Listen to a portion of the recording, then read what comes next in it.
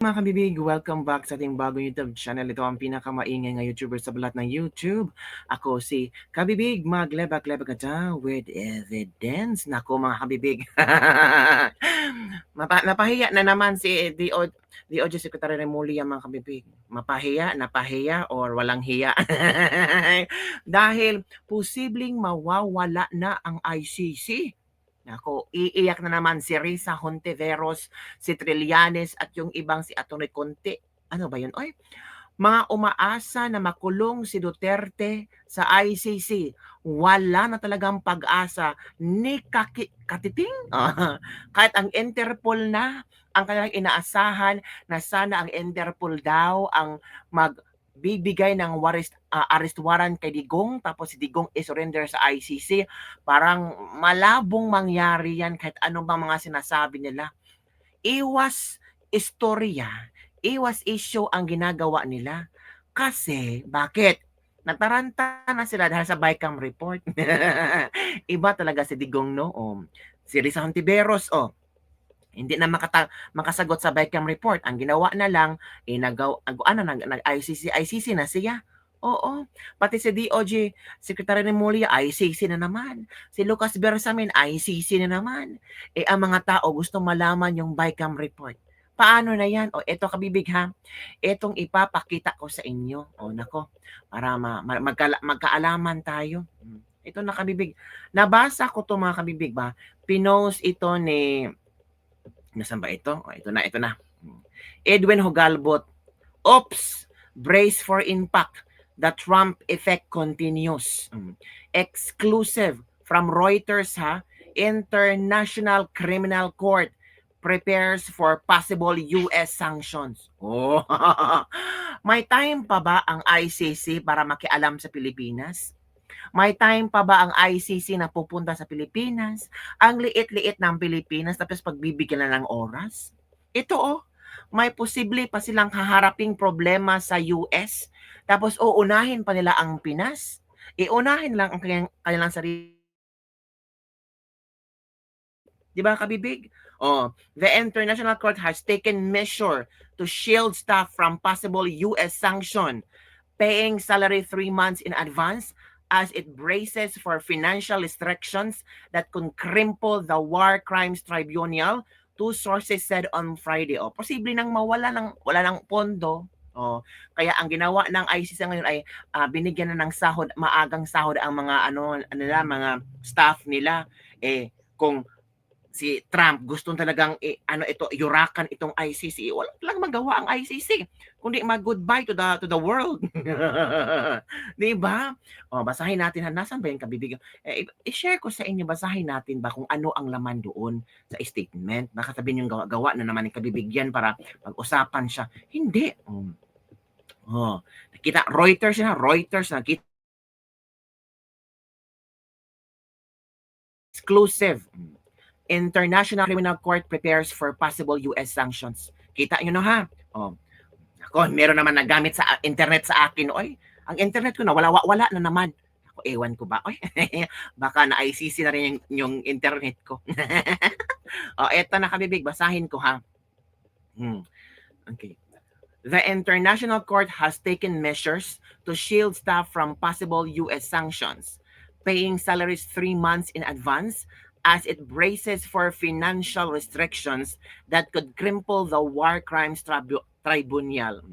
The U.S. House of Representatives to punish the court for issuing arrest warrants for Israeli Prime Minister Benjamin Netanyahu and his former defense ministers over Israel's campaign in Gaza.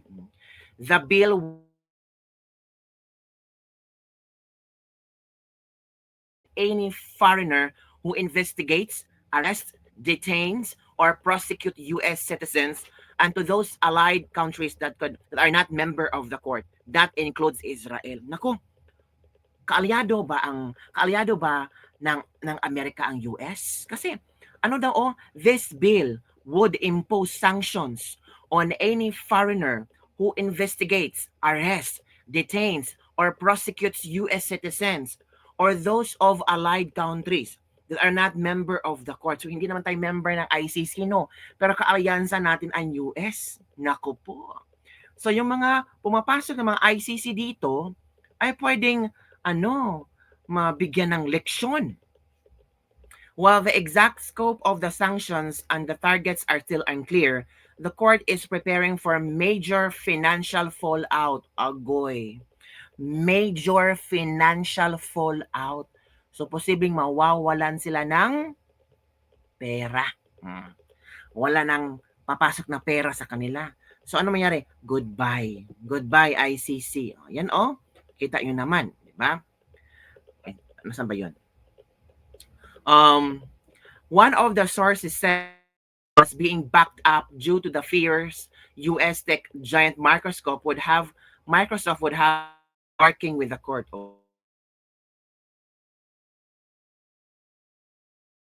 So, posibleng mag-pull out, hindi na makipag-ICC kasi madamay talaga ang Microsoft, di ba? Ito pa, the ICC told Reuters in an email it would not comment on any internal measures that may have been taken to protect the organization and staff.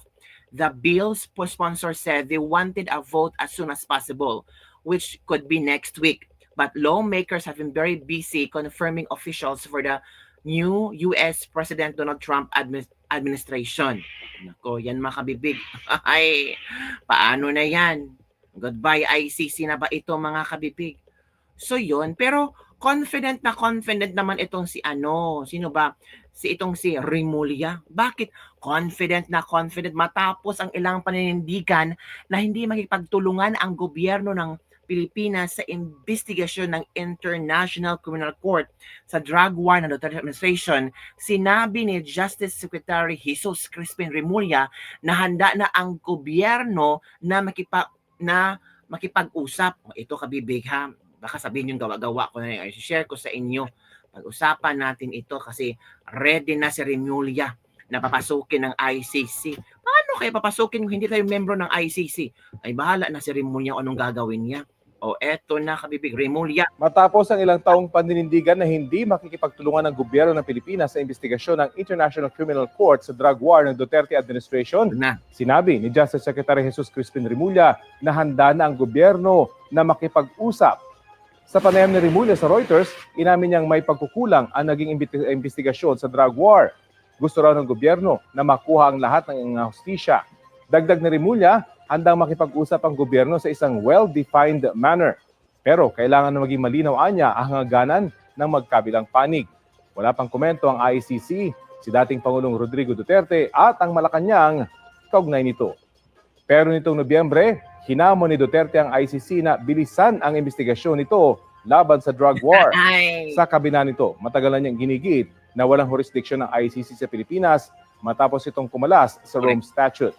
Ang dating tagapagsalita ni Duterte na si Attorney Salvador Panelo, inalmahan ng mga sinabi ni Secretary Remulla.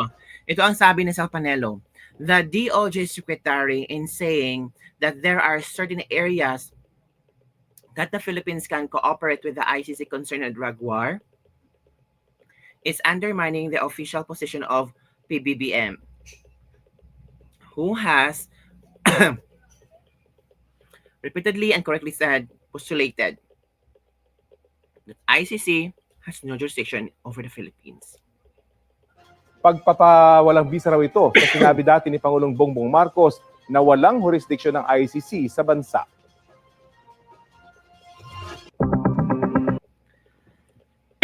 So yun na kabibig. Yun ang nangyari ngayon. Excited silang makulong si Digong. Dahil sa pinasabog ni Digong. Kung sa Bicam report.